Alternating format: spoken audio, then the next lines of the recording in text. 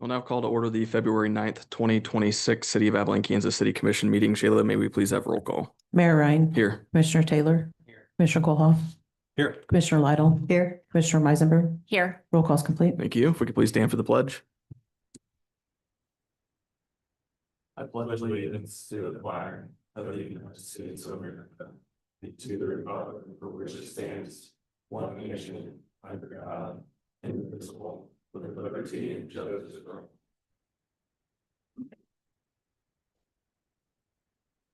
All right, next up is approval for today's agenda. I move we approve the agenda. I'll second. Motion has been moved and seconded. Do we have any commission discussion? Seeing none, we roll call vote. Vice Mayor Taylor. Yeah. Commissioner Kohlhoff. Aye. Commissioner Lytle. Yes. Commissioner Meisenberg. Yes. Myself, yes, motion carries. Our next item is a consent agenda, which consists of the meeting minutes for the January 26th, 2026 regular meeting, appropriation ordinance A-020926-1, and AP payment register 020926.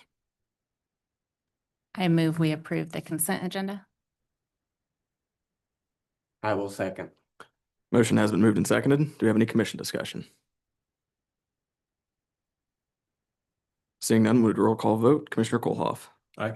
Commissioner Lytle. Yes. Commissioner Meisenberg. Yes. Vice Mayor Taylor. Yes. Myself, yes, motion carries. Next item under 6, public comments and communications, is a public forum. If there's anyone that would like to address the commission on an item not on our current agenda, they may do so at this time. Do we have anyone that would like to address the commission on an item not on our agenda? Okay.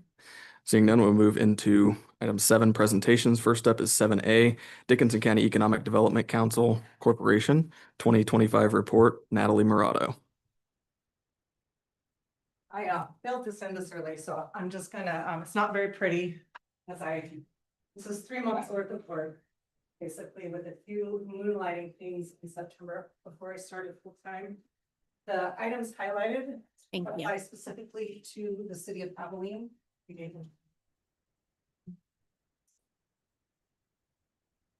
It's kind of give you my, again, I do work countywide. We are Dickinson County, so I spread my work across all communities, obviously with the majority of my work happening in Abilene. I was able to assist 15 different existing businesses. You'll see numbers by the side there. That's the amount of meetings or time that I assisted them, or number of times that I met with them, provided assistance to them. Potential new businesses, I helped 12 potential new businesses. Some there I just give nondescript items there, just kind of what they're about, because some of that, as you know, in economic development, until it's ready to come out, I can't really say anything. I visited with 21 different government and community organizations in the 3 months. I hosted or partnered with or worked on 12 different events across the county. I attended 9 different events across the county. I also helped provide applications, do a cost benefit analysis, or submitted 10 different incentive applications that you can see below there. The majority of them were in Abilene. Some of them are still in the works. So again, there was some other work that I did and some other business outreach. I was able to meet with about 3/4 of our investors, whether that was popping by to offer cookies or just actual meetings of 30 minutes or longer. Any questions? Currently, we're working on our annual gala. That is February 21st. And we have all of our award nominations in and accounted for, and we'll be presenting those at the annual gala at Sand Springs venue. I encourage you to attend. The city does have some free tickets because of your investment in our organization. So I would encourage you. I think it's going to be a neat event. So any questions about what I've been doing? Questions for Natalie? No? I've been working. Thank you for the opportunity to serve the city of Abilene and the businesses. And I really love what I do, and I'm very passionate about it. So Thank thank you. you. Thank you. Appreciate you. Next up is 7B, 90% design completion for airport T hangars. Finance Director Briand and Brian Coombs with Olson.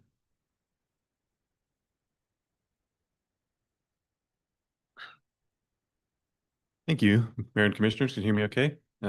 So my name is Brian Coombs, and I'm an engineer with Olson on our airports team and have been serving as your project manager for the T Hangar project that we've been working on over the past year. So here today to give you an update on our progress. If you recall, last summer and last fall, we went through a process of clarifying the vision for how to proceed with our design and bid package. And so at the time it was concurred to move forward with the six-place design of a six-place T hangar as a base bid and the eight-place T hangar as the alternate bid. So we have completed that, what we call the 90% design, and have submitted that to the FAA and the city and the reviewing entities around the first of the year. And so in our world, that 90% design is really considered to be final pending comments from any of those review entities. So we are still awaiting our review comments from the FAA. Those should come back here within the month of February, I would expect. Mr. Stearman, your city code official, has reviewed the plans and didn't have any comments for us to make modifications as part of the drawing. A couple of administrative items to follow up on regarding a permit if we get to contract award. But that's kind of where we have gotten to today, is that 90% set is submitted under FAA review. Looking forward to our next steps, goal would be to advertise the project for bids in March, essentially mid-March, and then receive bids in mid to late April. And at that point, we would have numbers to evaluate for both the six-place option and the eight-place option. In addition to that, we applied, as we had discussed last year, we applied for the KAIP, the KDOT Airport Improvement Grant funding, to what would ultimately cover 50% of what your local match would be if we moved forward with an award. So that application has been placed, and we should hope to hear the results of those selections in March or April as well. So once we receive those bids in April, we'll know the construction cost of both options, the six and the eight place. We should know, or shortly know thereafter, whether we were successful in obtaining KDOT funding, and then we'll have the full picture of whether there's any additional FAA funding beyond what we've laid out in the funding scenarios we're looking at, which we're not expecting, not anticipating, but we will have all those variables tied down and then bring back to you at that point to consider for an award of hopefully the eighth place if the funding falls in place, or at a minimum the sixth place. So those are the activities that we have completed to date and where we're headed. And I'm happy to, I know there's links to the plan and specification packet that we prepared in your agenda item. So I'm happy to answer any questions or go into any further detail that you may have. I think you presented this the last time you were here, so I apologize. I haven't had a chance to review all those links. It says an 18% city match. Is that for the sixth or the eighth place that you're proposing? So that is assuming that we would be successful in obtaining the KDOT funding for construction. So just from a big picture, well, I don't have it maybe handy to pull up, but we had those funding scenarios that we did review last summer and last fall. So you have a KDOT grant right now that's paying for 95% of your design and bidding costs. We know we'll have approximately $940,000 of FAA funds through fiscal year 28 if we secure those. And then that leaves two different deltas of funds needed to complete either the six or the eight. So in the sixth place hangar option, When I created the gender request form, I did base this on the best case scenario with Yeah. funding from FAA and KDOT and eight. So if we took one with the sixth place. Okay, thank you. Can you also refresh my memory on what that dollar amount is for the 18%? I have it here. Yeah.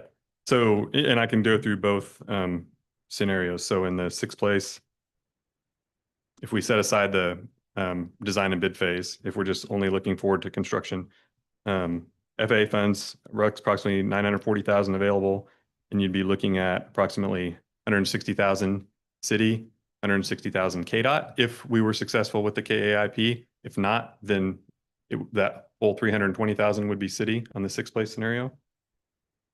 In the 8th place scenario, so the FAA remains the same, 940,000 available. And then you would be 290 city, 290 KDOT, again, pending we were successful with that application. And if not, then that unfunded on the 8th place is 580,000. Those are rounded slightly, but yes. Our construction cost estimate for both options remained relatively stable as we proceeded through that 90% design. So it's within a few thousand of where we were at last summer on the construction cost piece of it. So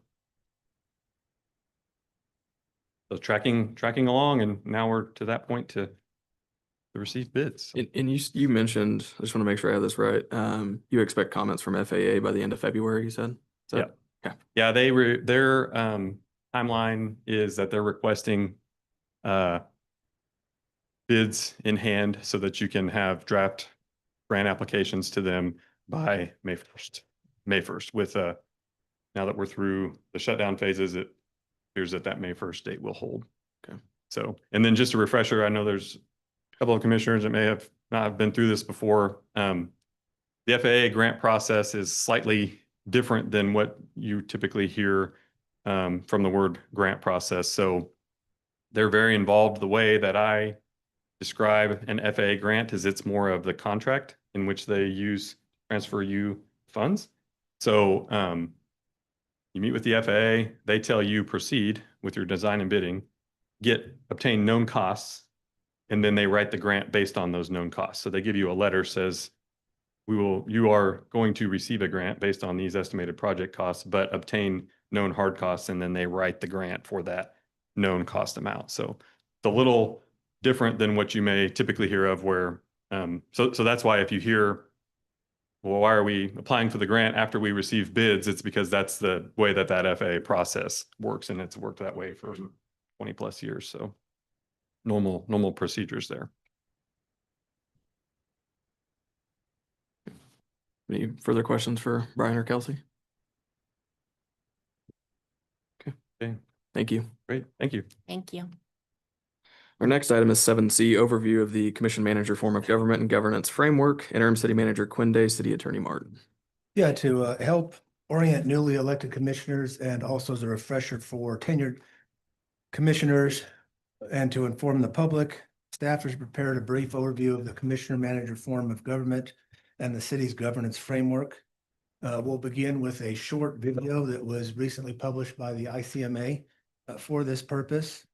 It explains the fundamentals of this form of government. After the video, I've asked the city attorney to review the roles and responsibilities of the commission and the manager as established by state law and city code. From there, we'll look at specific ways the city commission takes formal action under Kansas law, such as a resolution, an ordinance, or a charter ordinance. And then we'll go back to Aaron, where he'll briefly overview the Kansas Open Meeting Act. And then we'll conclude with the city's adopted code of ethics. If Kelly's going to play that, it's about 7 minutes long.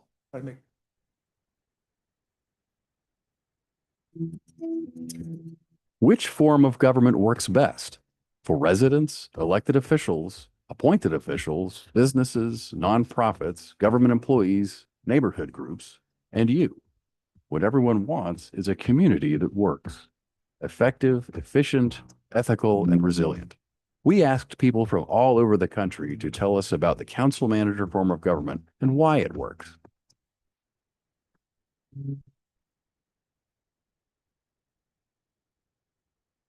The voters elect a governing body, and that governing body is comprised of a mayor and council members, and they're responsible for selecting a professional and experienced city manager that runs the day-to-day operations of the city. In essence, they make sure that residents get the services that they need. They're also responsible for preparing an annual budget and managing that budget, and they implement the goals and priorities of the council. it's best to have professional management handling the day-to-day operations. One caveat about it being an elected official is the criteria is very slim. You need to be a certain age, you need to live in the community for at least a year, be a registered voter, and that's primarily about it. There's a group of leadership in our community that met on a regular basis. And what they asked me was one question: what do we need to do with city government to move ahead economically and strategically? And my immediate answer was, we need to change the form of government. What residents can expect is to be able to elect officials that will certainly keep the residents' priorities in focus. Residents can hold their elected officials responsible for setting policy direction, and they can also expect the professional manager to ensure those policies are carried out with integrity and transparency.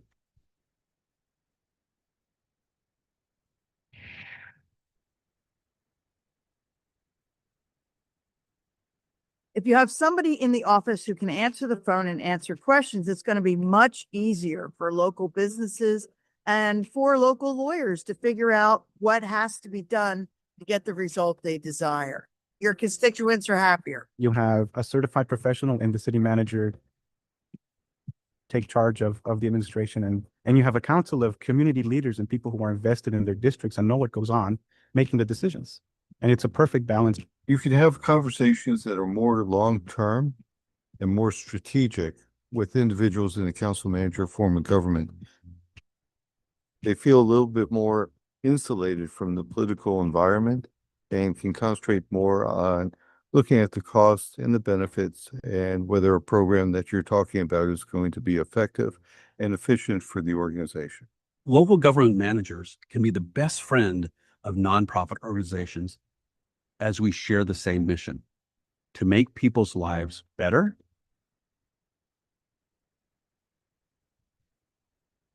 The presence of a professional manager at the city or county level really adds to the efforts in place on civic engagement in that community.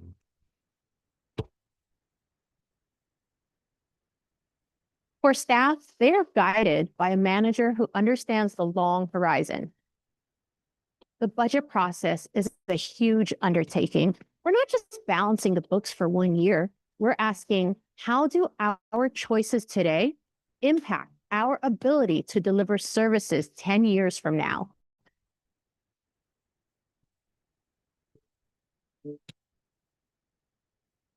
It gives me confidence that when I'm working with that individual, that we can take something to the city council and mayor for approval, that it's based on simple merit and experience and knowledge and nothing else. No politics are involved in those decisions.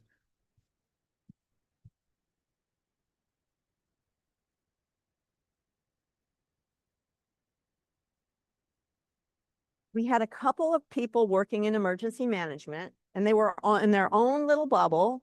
What we have now is that there's a new employee orientation that looks citywide, not just at particular departments. And it also includes emergency management so that people have an idea of what their responsibilities would be should we have an emergency. We had a tornado strike town, and we were in active emergency operations for about 72 hours here in the city.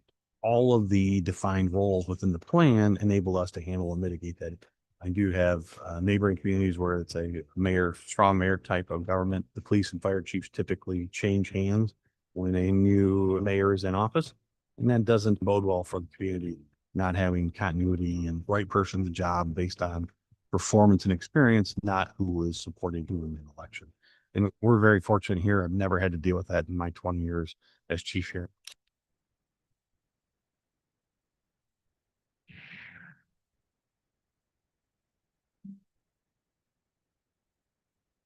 The research that I've done on municipal corruption with my colleague Whitney Afonso points conclusively to the council manager form as being highly protective against corruption events. If you think about the mayor council form, many proponents of that form argue that there is greater accountability due to the election of the chief executive. However, due to separation of powers between the elected and the legislative, there's separation that also means less transparency because the mayor doesn't have to report directly to council on a day-to-day basis like the manager does.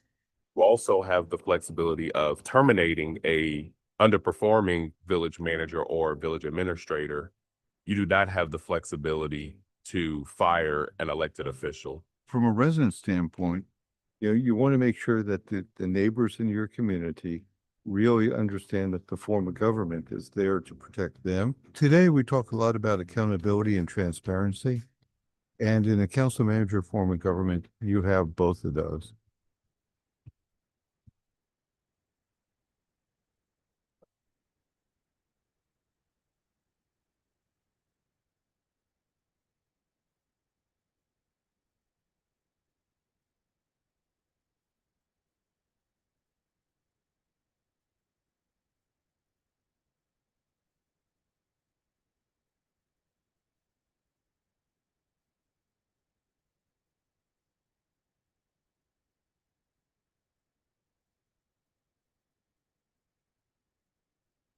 Okay, it's a little loud.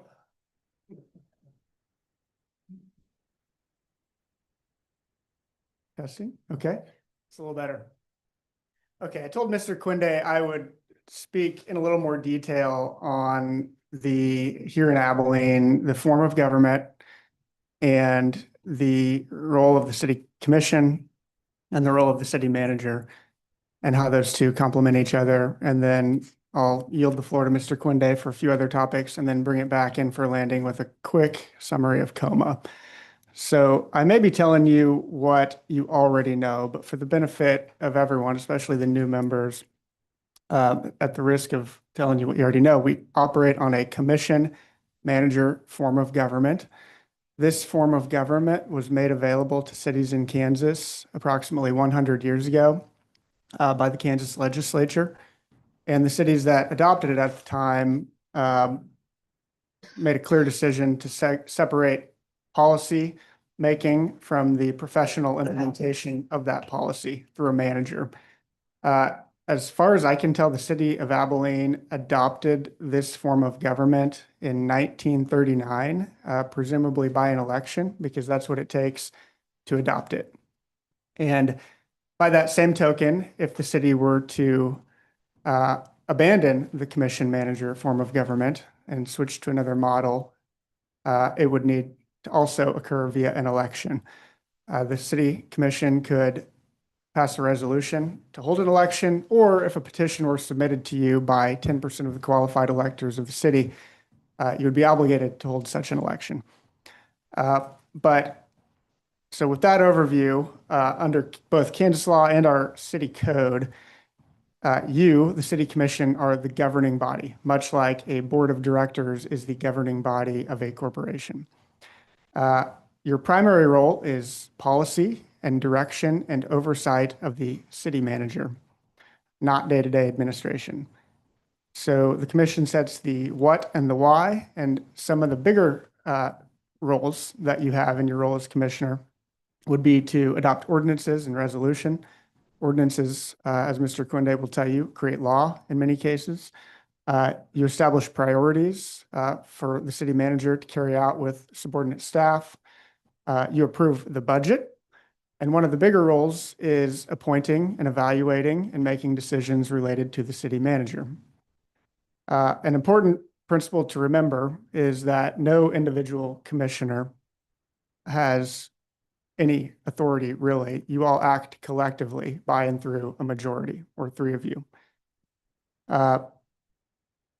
Individual commissioners do not have any authority independently. We do not have a form of government where the mayor has any additional legal authority, as some other form of governments have. State law specifically contemplates that the city commission will appoint a city manager who is responsible for the efficient administration of the city. And that city manager serves at the pleasure of the city commission, meaning that the city commission can terminate the city manager or discipline, and ultimately evaluates as and when you view it appropriate. frequently in an executive session because it's a personnel matter. The city manager role is really the only employment position that the city commission oversees. So we have the city commission establishing the policy and direction for the city and providing oversight for the city manager.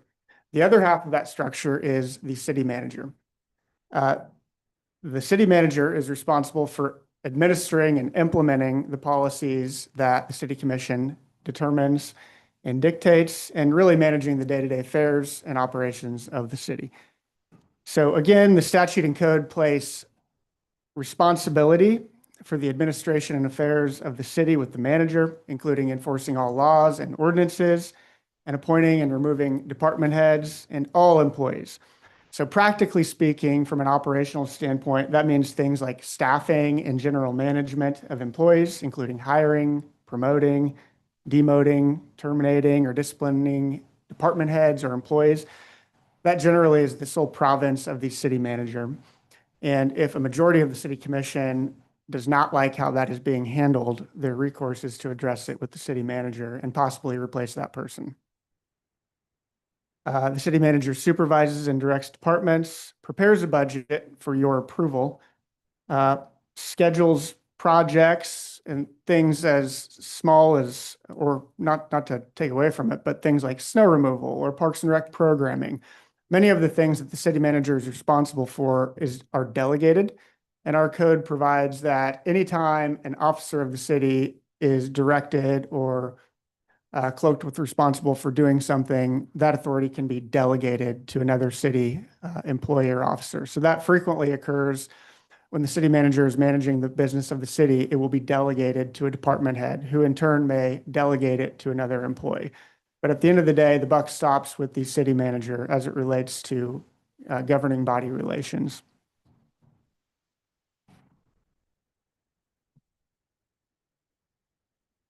And that structure ensures that there is one clear point of accountability for how the city operates.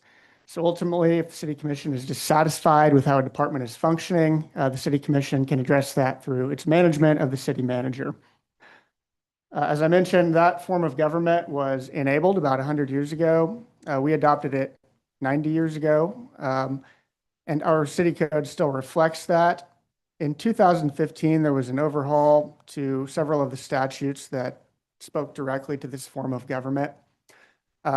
And one of the statutes that was repealed, but we kept on our books, and we have it in the city code, is a provision that states no city commissioner shall directly interfere with the conduct of any department except at the express direction of the city commission.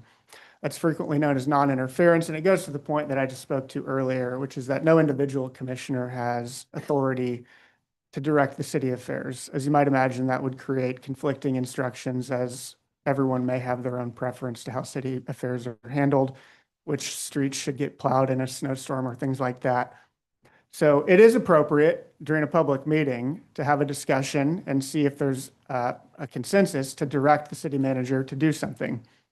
But it's not appropriate for an individual commissioner to direct staff to do something outside of a public meeting that has been determined by a majority of the city commission. So that non-interference provision is really a remnant of the old statutes that govern the city manager form of government. And most cities that have a city manager commission form of government have that concept. We also have something similar in the personnel policy that you have approved that approves a chain of command. And again, it's entirely consistent with what I just described. Higher level policy at the commission level, directive to the city manager, and then the person in that role figures out how to implement and who to involve in doing that. So I'd be happy to answer any questions, or I can pause there and let Mr. Quinde speak to the other topics.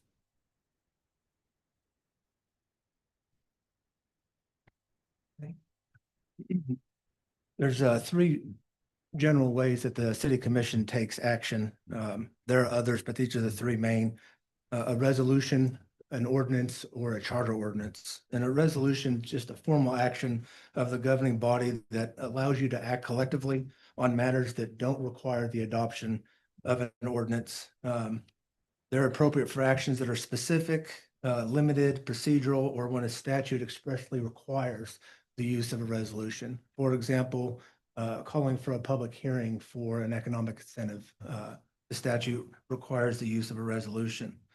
So a resolution allows the commission to provide formal authorization, approve or affirm policy level decisions. For example, adopting the personnel policy manuals done by resolution, or direct an action to the city manager as the city's chief administrative officer.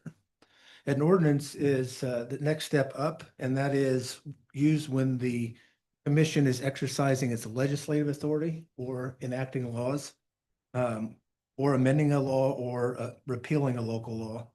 They're also required when state law requires the use of an ordinance, or when the action affects the public in a material, permanent, or regulatory way.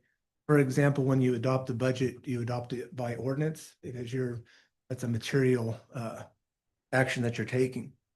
They're codified, they follow statutory adoption and publication requirements, and they remain in effect until the commission either amends or repeals those.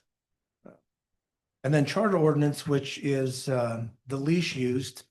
Most cities will have, less than 12, maybe less than 20. But Kansas cities, including Kansas or cities of the second class, such as Abilene, have the authority to adopt charter ordinances. Under the Kansas Constitution, you can do that if the legislature enacts a law that is not uniformly applied to all cities in the state. So if a law enacted by the legislature applies to cities of the first class differently than it does to cities of the second class, then the commission, by use of home rule authority in a charter ordinance, can phrased as charter out, saying we're not going to follow that state law, or put in provisions that aren't in conflict with that state law. Like all ordinances, charter ordinances are legislative actions by the governing body. It's a little bit different. A charter ordinance requires, I believe, a 2/3 vote, affirmative vote of the governing body. There is a protest period where the public can protest the decision that you made before that ordinance takes effect. Then I'll have Aaron talk about COMA real quick. Sure. Yeah, and I think the last charter ordinance we did was for example, to opt out of the official city newspaper statute. For example, there's a statute that required us to publish in a traditional newspaper, but it only applied to cities of the second and third class, if I remember correctly. So we were able to charter out of that and make it inapplicable to the city and create our own local rules. But a quick refresh on the Kansas Open Meetings Act, frequently referred to as COMA. At a high level, it's very simple. When a majority, in this case 3, of the city commission is discussing city business, that discussion must occur at an open, properly noticed public meeting at which anyone can attend. But a meeting isn't limited to when you're sitting in this room or around the table. It can also occur if you're on a telephone call or a text thread or Zoom. And so if you find yourself in any of those situations with 3 members of the commission, that's likely a meeting and you can't conduct city business or discuss city business. And even if there's not an intent, it still can be a COMA violation. One of the easiest traps to fall into is serial meetings. I'm sure you're familiar with it, but it's where one commissioner talks to a second commissioner about city business, which is fine. But then those 2 reach a consensus on something that needs to happen or make a decision. And then one of those 2 goes off and shares that with the third, who then reaches their own agreement as well. And now all of a sudden, although those 3 commissioners were not collectively discussing and deciding city business, they effectively have. And that, from an enforcement standpoint, is treated as a COMA violation. It's called a serial meeting.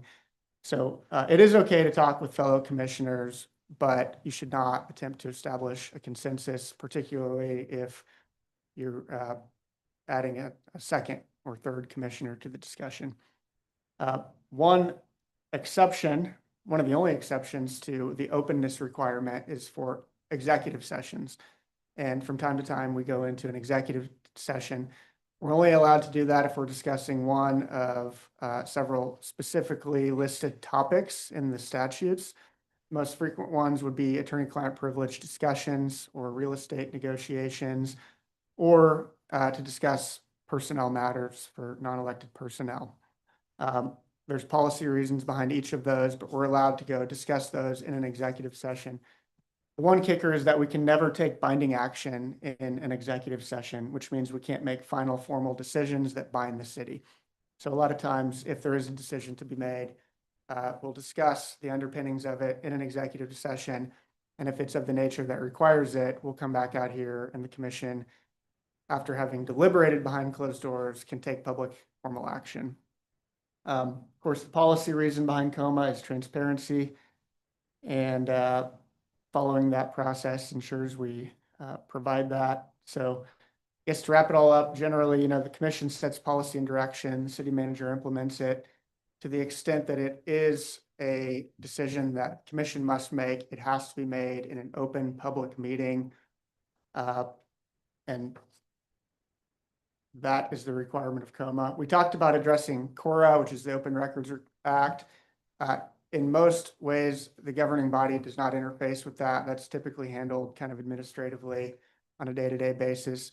The one thing I would note about that as it relates to the commission is that there are probably 45 or 50 exceptions under CORA, which the city can discretionarily rely on in many cases to not provide a record in response to a request. They range from, again, attorney-client privilege stuff to sensitive personnel matters. However, one exception is that if a document is referenced by a commissioner during a public meeting, or if it's distributed to the commissioners in a public meeting, it will automatically become an open public record. That's not necessarily a good thing or a bad thing, but just something to be aware of. So with that, I'd be happy to answer any questions. Any questions for City Attorney Martin or Interim City Manager Quinde on those items? Okay, then the last thing I want to touch on, which the commission has in front of you, and Shayla has some extra copies if anybody in the public would like them, but it's the Code of Ethics, which is adopted by the City Commission and memorialized in the Personnel Policy Manual, which is adopted by resolution. And it says that the Code of Ethics applies to all elected and appointed officers and employees of the city. The main theme of the Code of Ethics, from my perspective, is that it requires that we treat all citizens equally. We avoid special treatment and ensure that public resources are used only for public purposes. At the high level, the Code of Ethics is about maintaining public trust. It emphasizes integrity, impartiality, and accountability for how the city conducts its business. It highlights the importance of making decisions through established processes and appropriate channels so that the business is handled in an orderly and transparent way. It recognizes the different roles within the city government, which carry different responsibilities and authority, and that effective government depends on cooperation, professionalism, and respect for those roles. Taken together, the Code of Ethics provides a shared framework on how the City Commission, appointed officials, and all city employees conduct themselves, how they interact with one another, and how they serve the public. I believe it's the goal when the City Commission adopted this Code of Ethics is to support ethical decision-making, clear processes, and confidence in city government. So, have any questions about the Code of Ethics? This quick 15, maybe 20-minute process is just an orientation for the two new commissioners. If you think of anything afterwards or you have questions, feel free to reach out and we can answer those, and also a refresher for commissioners who've been here for a while. Thank you.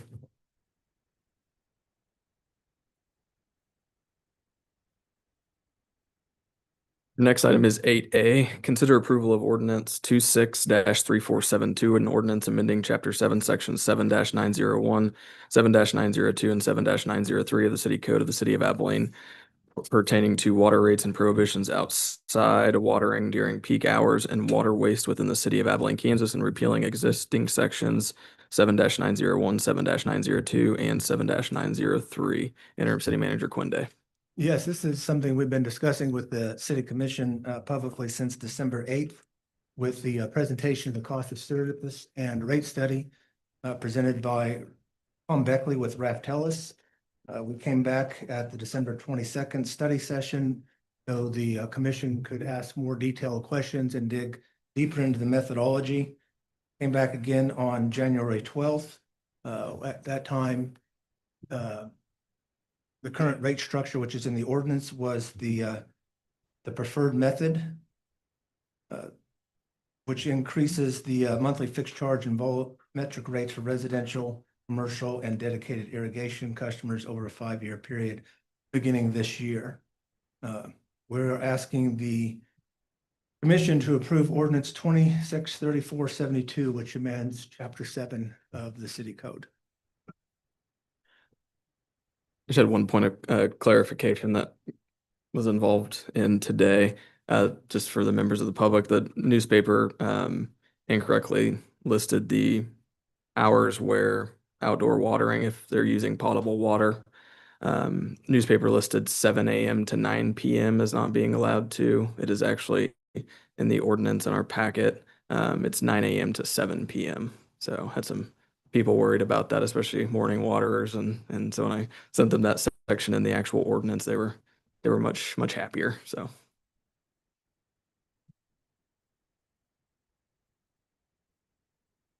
Do you have any other comments, questions for staff?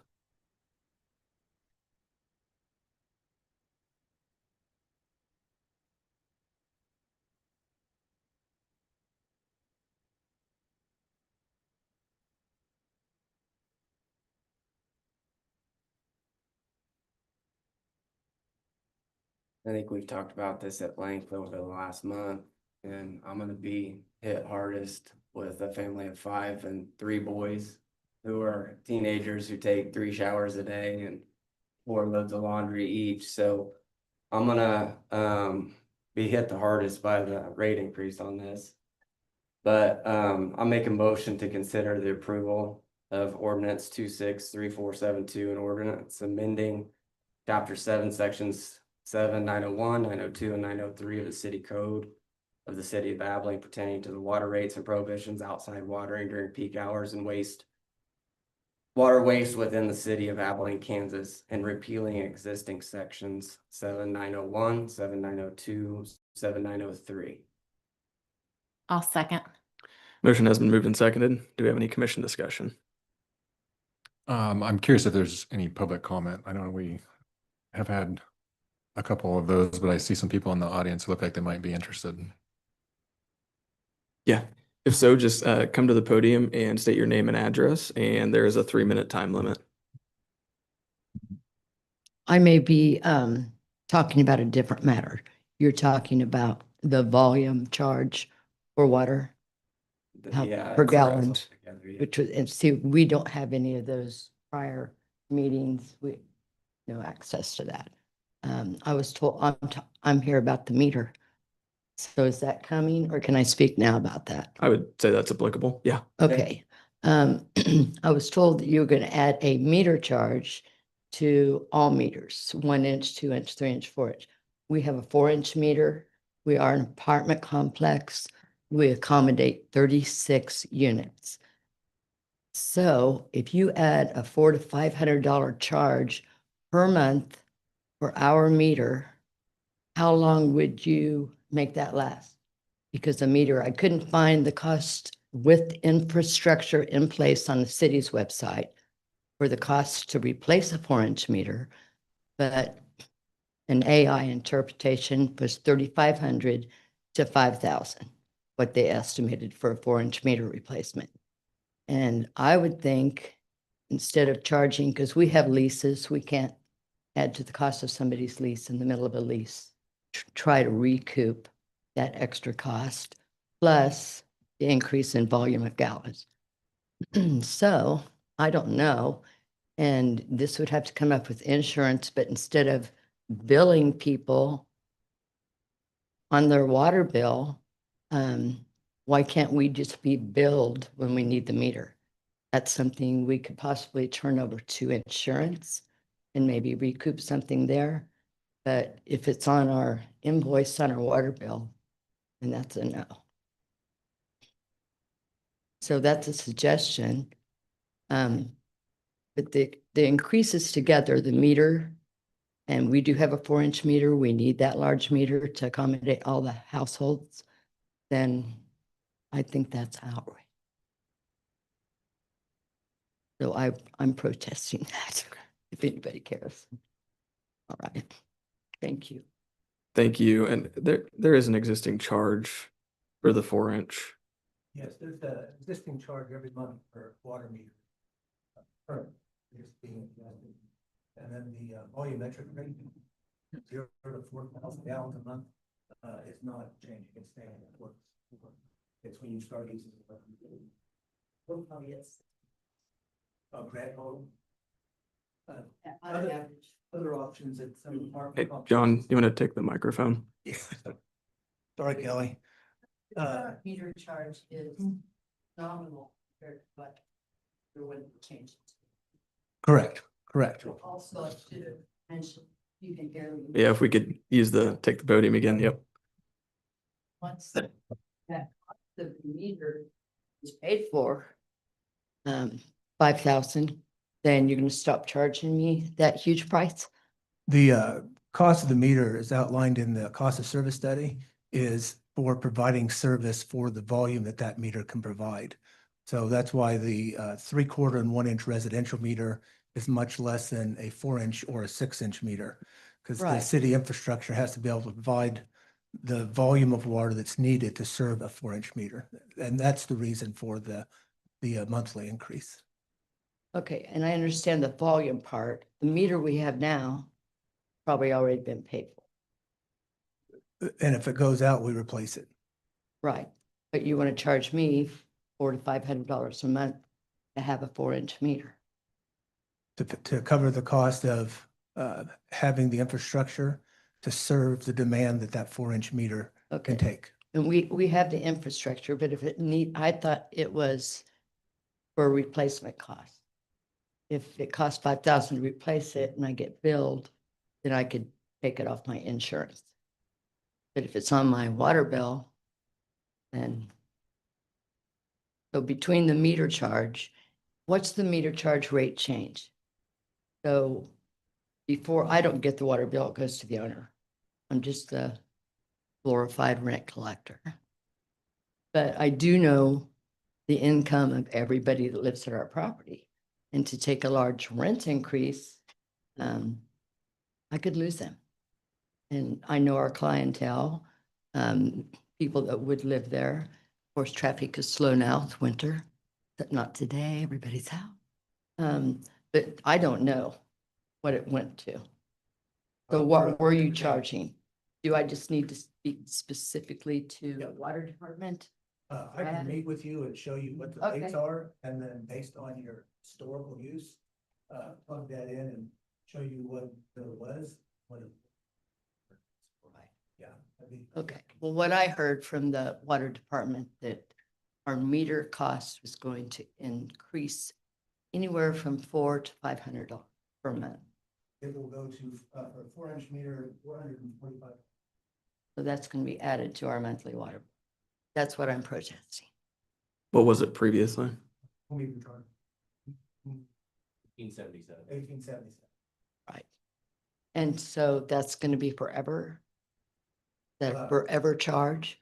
So it'll increase by 9% for the next 4 years, and then it'll be a decision on the city council on what to do then. And depending on the revenue, even though this ordinance assumes that will increase for until 2030, the city manager could come to the commission and say, the revenue's fine, our fund balance is great, our capital improvement is fully funded, we don't need the next increase to flatten it out. I'm wondering, of course, every department has to do a budget.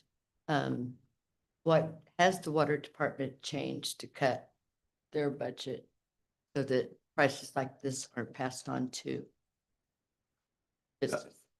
They've restricted, big picture, they've delayed almost all infrastructure improvements and investments into maintaining our current infrastructure.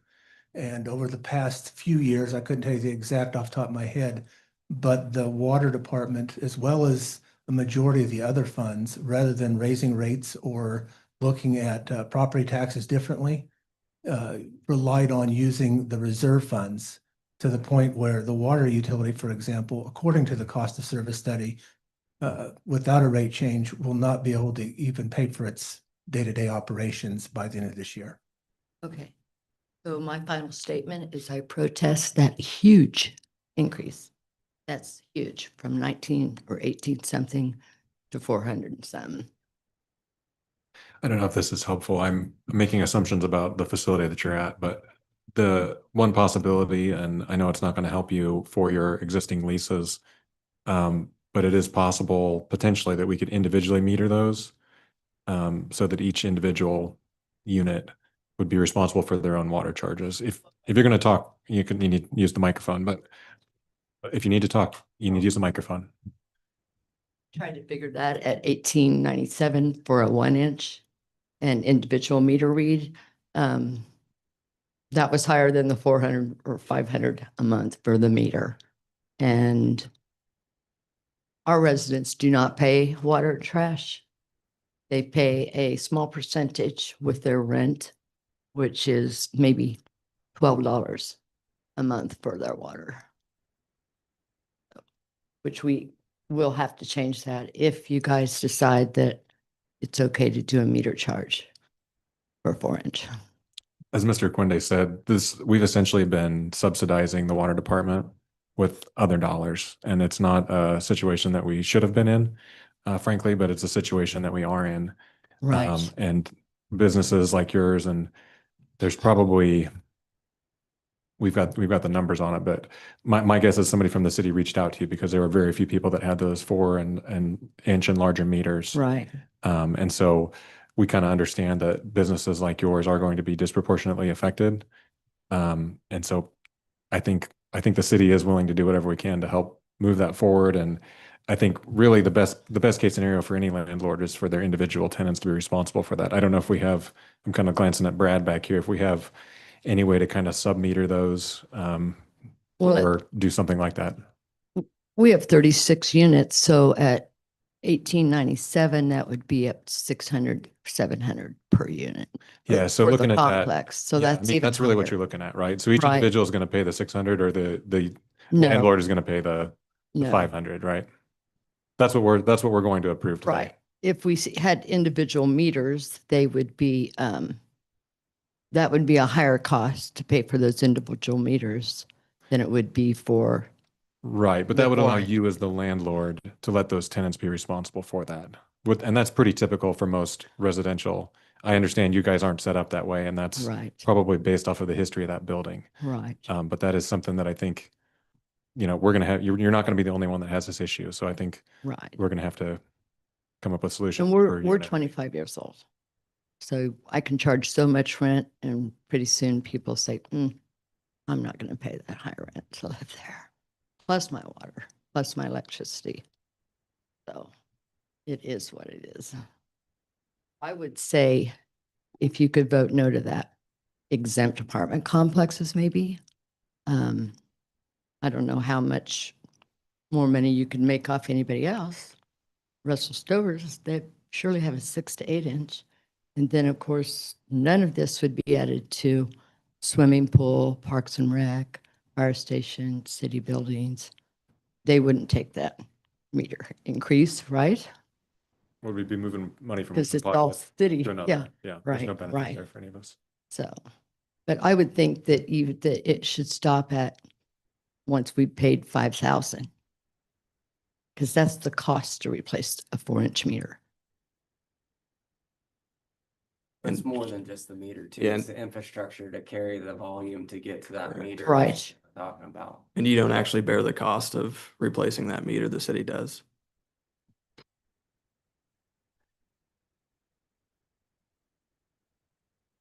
Well, nobody's touched it for 25 years. It's been working well then. Other than putting in the new digital. Sure. So they did install a meter. One guy did it. real efficient. I protect that little digital thing like it's my own child. But, I would just pray that you guys wouldn't pass that meter charge. Okay. Or Thank you. find a way to exempt apartment complexes. Okay. Because we have no way to raise the price of our goods al pronto. Okay, thank you. Do we have anyone else that would like to address the commission on this item? If you do, just please come to the microphone, state your name, address, and there's a 3-minute time limit. This with Marshall Hegman with Midwest Concrete Materials. Same discussion or concern on that is, I think you mentioned something, I caught 9% increase over the next, is that 40 years? Or what, over 4 years? 9% increase for each year, or a total 9% increase over the next each year? Okay.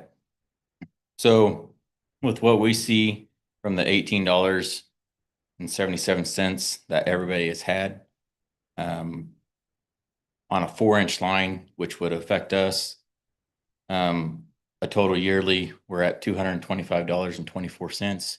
And we increased our payment to $5,341.32, which is a huge amount for whether you consider a small business or a big business. We're on that jump compared to a residential homeowner. That would be still at that 1-inch line at around the $18.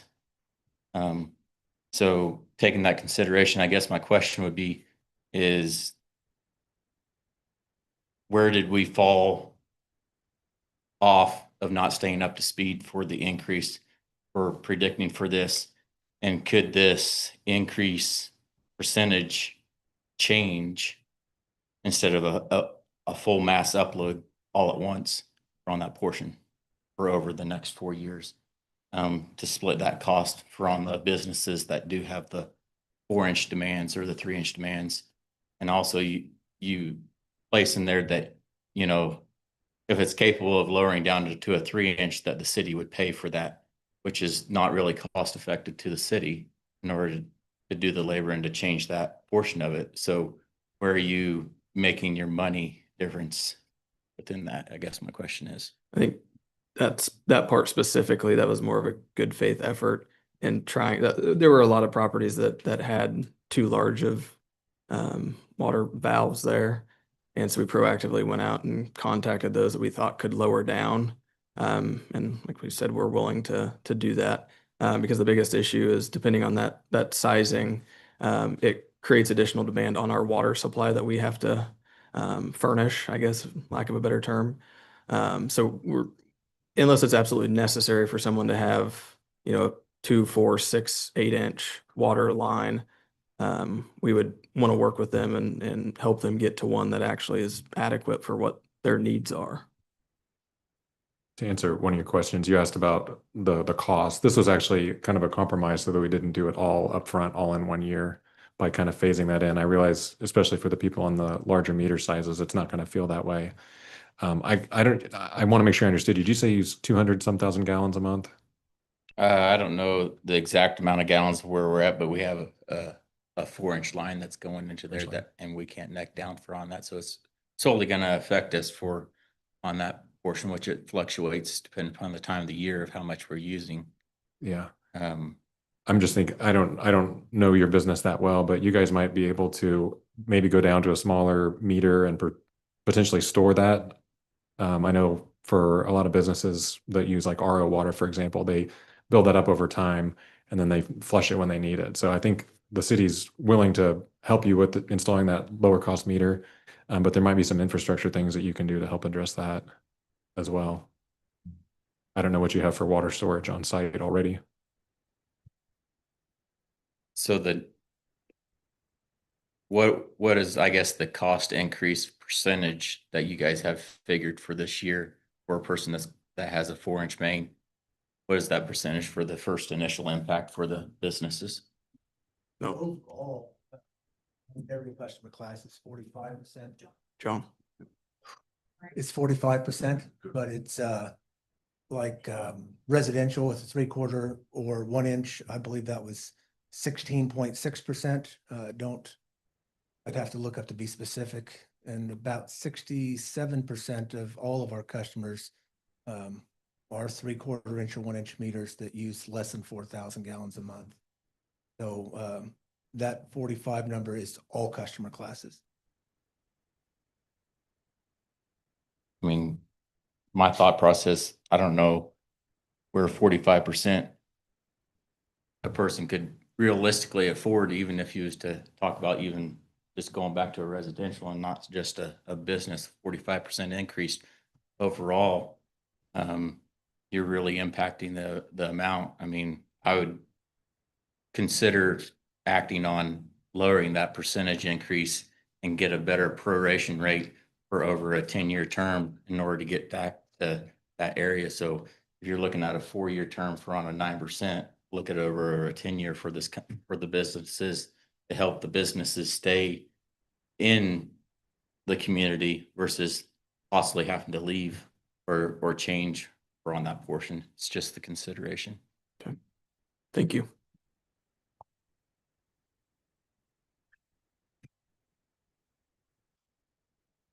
Do we have anyone else that would like to speak to the commission?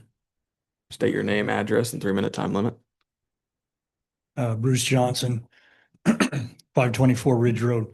I'll take a little run at this. If I'm correct, 58% of our water is used by the city that is coming from our system that generates it, and 38% comes from rural water district number 2. Does that sound right? Water comes from Marlboro. The city's well filled. But 38% goes to rural water district 2. Can you grab I the saw that mic? in the city Can you grab the mic, please? information. Anyway, it doesn't make any difference. There's a pretty good chunk of water that goes there, and I believe I understand, if I'm correct, that they have a contract that runs for 12 years, probably started a couple of years ago, if that seems right, 2 or 3 years ago. It was a 40 with the rural water district. Yeah. It was a 40-year lease, but has 12 years left on it. Okay, so, and we're all drawing water out of the same pool, and it's running through our system, goes into theirs, and they dispense it. But if they're, I mean, and my understanding is they're willing to pay their fair share, let's just put it that way. And if that affects our rates that we charge in order to stay solvent, so to speak, with our water system, then that would seem to be a fairly important part to get worked out too. Yeah, absolutely. And we have been, I guess you were sick that day, but we did have a meeting with the rural water district to start that process. So, and then I think we're having them come in to go over the cost of service study with us. Is that Tomorrow. tomorrow? Okay. Can never remember what day.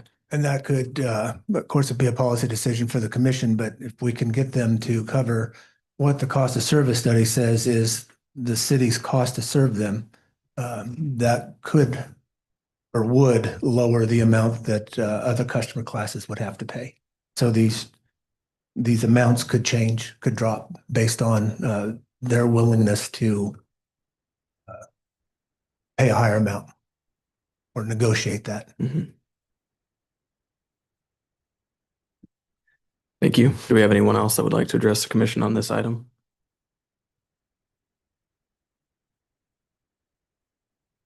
Okay. Seeing none, we will move to roll call vote. Commissioner Lytle, Yes. Commissioner Meisenberg, Yes. Vice Mayor Taylor, Yes. Commissioner Kolhoff, Nay. myself, yes, motion carries. Our next item is 8B, consider approval of resolution number 020926-1, a resolution adopting a naming policy for sports complex for the City of Abilene, Kansas Parks and Rec Director Tim Brook.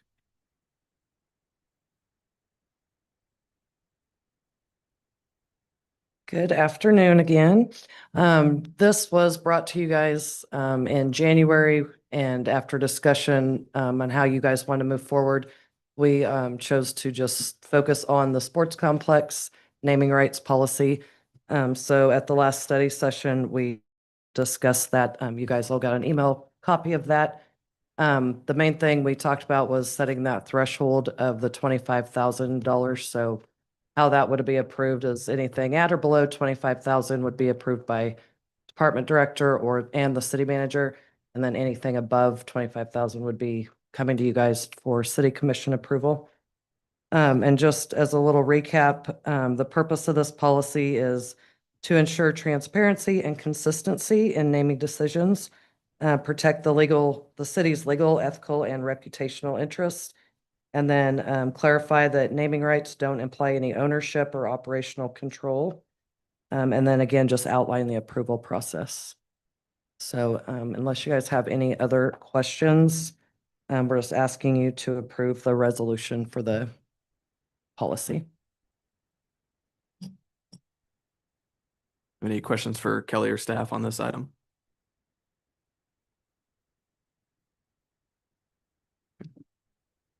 I'll make a motion to, for approval of resolution number 020926-1. Resolution adopting a naming policy for sports complex for the city of Abilene, Kansas. I'll second. Motion has been moved and seconded. Do we have any commission discussion? Seeing none, we'll do a roll call vote. Commissioner Meisenberg, Yes. Vice Mayor Taylor, Yes. Commissioner Koloff. Aye. Commissioner Lytle, Yes. myself, yes, motion carries. Next item is a motion to adjourn with the study session beginning in 5 minutes next door at City Hall. I'll make a motion to adjourn. I'll second. Motion has been moved and seconded. Do we have any commission discussion? Seeing none, I'm going to roll call vote. Commissioner Taylor, Yes. or sorry, Vice Mayor Taylor, Commissioner Koloff. Aye. Commissioner Lytle, Yes. Commissioner Meisenberg, Yes. myself, yes, motion carries. We are adjourned.